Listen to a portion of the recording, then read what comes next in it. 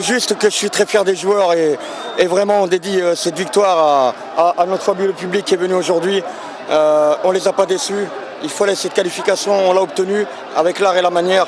Donc maintenant, vous savez, vous allez me trouver humble et modeste, mais il faut maintenant se pencher sur le match de Constantine. Il y a eu très très belles choses, vraiment très très belles choses. Les joueurs ont appliqué les consignes, les joueurs se sont donnés à fond, les joueurs ont mouillé le maillot, les joueurs ont prouvé que c'était des hommes sur le terrain et ils ont surtout prouvé qu'on était capable de produire du beau jeu, de marquer des buts. J'aimerais voir plus souvent ce genre de match de la part de mes joueurs. Donc voilà, je suis très fier d'eux. Un grand coup de chapeau à nos supporters et à tous ceux qui aiment le club. On en parlera en temps voulu. On avait à cœur de remporter ce match aujourd'hui. Il était hors de question pour moi en tout cas et pour mes joueurs de ne pas passer ce tour. On savait que la rencontre allait être un petit peu compliquée parce qu'ils ont quand même une très belle ligne d'attaque. Donc on n'était pas à l'abri d'un but. Oui, il fallait en marquer un, mais dans le même temps, il ne fallait pas en encaisser un. Donc c'était un petit peu problématique au début du match. Maintenant, comme je l'ai dit tout à l'heure, je suis très fier des joueurs. Le public est venu nombreux. C'est un public fabuleux avec lequel je passe des moments inoubliables. C'est vraiment le 13e homme. Donc un grand bravo à eux. Ils sont venus nous soutenir pendant 90 minutes. Ça fait vraiment chaud au cœur. Maintenant, une grande fierté pour les joueurs. Et j'espère qu'on va reproduire ce genre de prestations abouties, accomplies à tous les niveaux, plus souvent. Ça aurait dû nous perturber, mais si vous voulez, moi j'ai quand même une certaine force mentale et j'ai trop de respect pour ce club et aussi pour son patron Ali Haddad qui me fait confiance. Donc il faut être professionnel et des moments il faut se fermer les oreilles et rester concentré sur l'objectif. Et l'objectif aujourd'hui est atteint. Donc ouais, mais bon, je fais avec. Moi, je continue ma route. J'avance. Et la plus belle des réponses, on la donne sur le carré vert.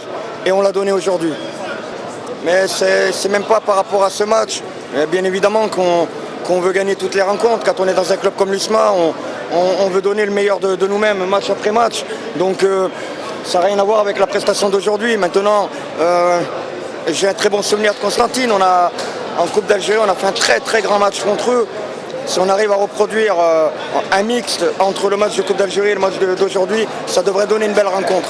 أظن الفريق اليوم إذا كان يخاف من ملعب 5 جويلية، وين بعض الأحيان يقول لك الاتحاد العاصمة لا يتقن اللعب في ملعب 5 جويلية. نظن الاتحادية ردت لنا ان جران سيرفيس كي بروغراماتنا اليوم هنا.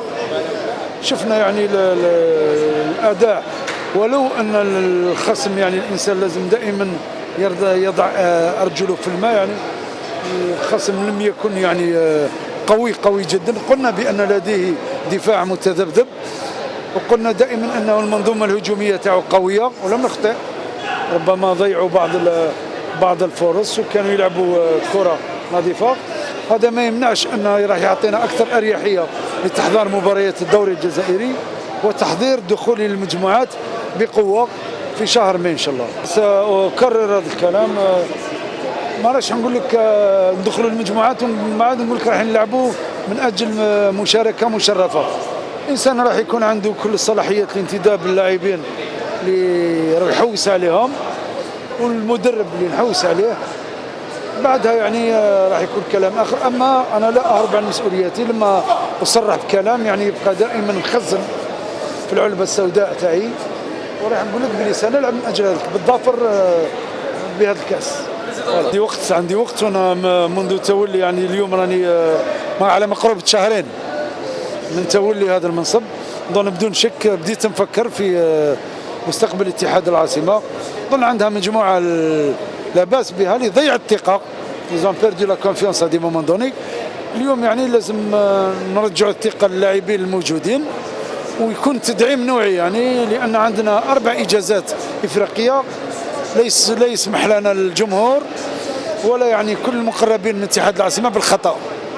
إذا كان لديك انتدابات ب10 لاعبين وتخطأ في لاعبين شيء مقبول. أما لما يكون عندك 4 لاعبين وتخطأ في 2 معناتها عندك خطأ في 50% من الانتدابات.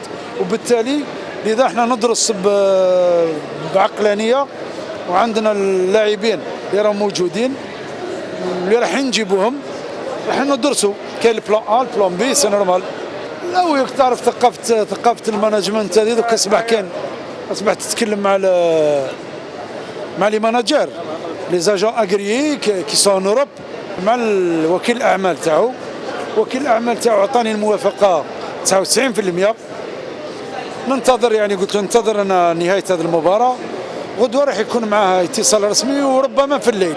يعني قلتها اذا كان ليست لدينا الامكانيات للعب في 5 جويلية فلا نسمح لانفسنا بان نطمح بالفوز بهذا الكاس. يعني لازم تكون حذري ولكن انا كنت ضد الطريقه ستادير لا مانيير اللي تعاملت بها. يعني ما نقولش الاتحاديه بس سي ان بو فور بس سا سري غراف سي اون بارل دو بريمير ريسبونسابل.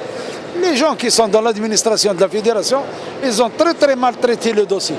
Normalement, donc حنا لعبنا ونفزنا، mais أصلا normalement on doit jouer في بولوغين. معايا ارتكبوا خطأ في طريقة السير هذا البروبليم.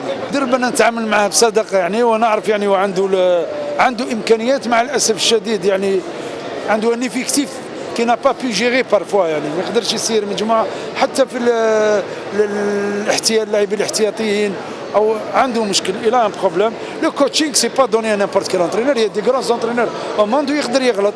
حنا عاتبنا عليه افيك دو لا سيمباتي ماشي بقباحه ولكن اليوم دار مجموعه طيبه ودار تغييرات. مبروك علينا والعقوبه ان شاء الله. بيان سور دونك لا كاليفيكاسيون تاع اليوم جو بونس ميريتي. On était concentré de retour le match وين كرينا بوكو دوكازيون. دخلنا في المقابله في الدقيقه الاولى كرينا ليزوكازيون ماركينا في البون مومون وين دو بريمير تو كملناها 2-0. هذيك اللي خلاتنا ندخلوا في الشوط الثاني ونلعبوا باكثر اريحيه. الحمد لله هذه لا كاليفيكاسيون اللي خلاتنا نقضوا الموسم تاعنا. عندنا الوقت ان شاء الله باش نبريباريو لي بول وان شاء الله هذا العام نروحوا بعيد فيها بوركوا با ان شاء الله نجيبوها ان شاء الله. بيان سور دونك rien n'est terminé actuellement في الشامبيونات تاعنا. دونك سي بيان دونشيني دي ماتش ماردي سامدي. سي فري تكون شويه لا فاتيغ مي لونفي دو جوي توجور يبقى هو. لي جوار حنايا نخدموا في لي زونترينمون ان شاء الله. عندنا الوقت باش نبريباريو 2 جور 3 جور ان شاء الله باش نبريباريو الماتش هذا ان شاء الله. نروحوا لتما باش نحققوا نتيجه ايجابيه وبوركوا با ان شاء الله نوليو ب 3 بوان ان شاء الله. بعد بسم الله الرحمن الرحيم نشكر فريق الخصم المقابله اللي دارها بالاضافه الى اللاعبين اللي قاموا بالواجب تاعهم. صح كانت شويه مقابله صعيبه وين كنا في المقابله الاولى وين كنا منهزمين 2-1. ربي وفقنا باش فزنا بنتيجه عريضه خاصه ايضا تاك الوقفه تاع الانصار تاعنا اللي عاونتنا بزاف في المقابله هذه. ونشكر تاك اللاعبين المجهودات اللي قاموا بهم ماغري بالك كان الخصم اليوم شويه ضعيف وهذا راجع للقوه تاع اللاعبين تاعنا وقوه الشخصيه تاع اللاعبين تاعنا اللي خلاتنا نحققوا التاهل وان شاء الله كما يقول لك نهدي الفوز هذا الانصار اتحاد العاصمه والمرحوم عبد الرحمن الله يرحمه. ما من الناس اللي ماتوا في كره القدم نعزيهم ثاني. ما يخفالكش مازال لي شونس تاعنا باش نلعبوا الادوار الاولى في البطوله الوطنيه خاصه كاينه مقابله صعيبه اللي ضد المتصدر اللي راح تكون صعبه بالنسبه لنا وما تكون سهله.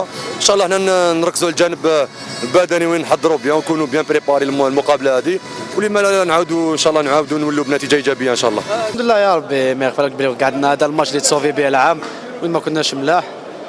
الحمد لله يا ربي نشكر الانصار اللي ثاني ساندونا وجاوا بقوه وشغل هذا هو اللي عاود يجيب الهدوء والمصالحه مع الانصار. هذاك هو الصح.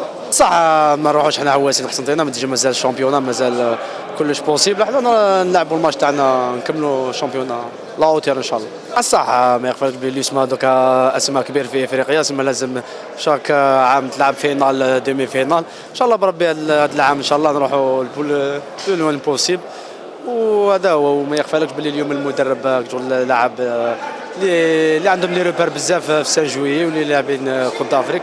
الحمد لله يا ربي ما خيبناش.